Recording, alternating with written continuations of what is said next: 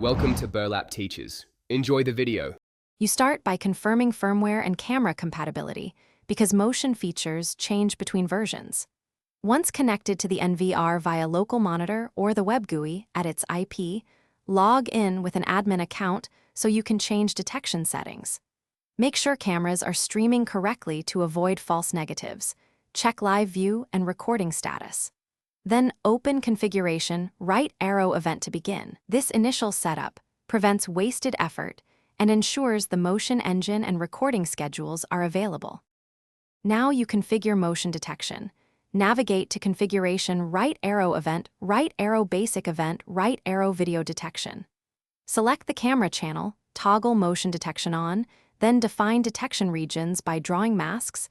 This limits triggers to relevant areas and reduces false alarms. Adjust sensitivity and threshold. Use lower sensitivity for busy scenes and higher for quiet areas. Next, set the schedule for detection and link actions like continuous or event recording, snapshots, or alarm output. Finish by saving and applying all settings, then immediately test using live view and walk through the detection area to confirm event recordings and notifications.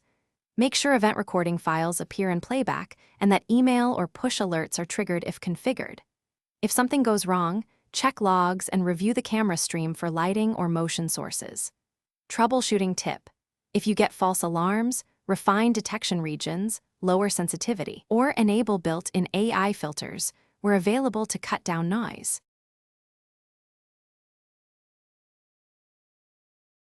Thanks for watching. Consider subscribing if this video helped you.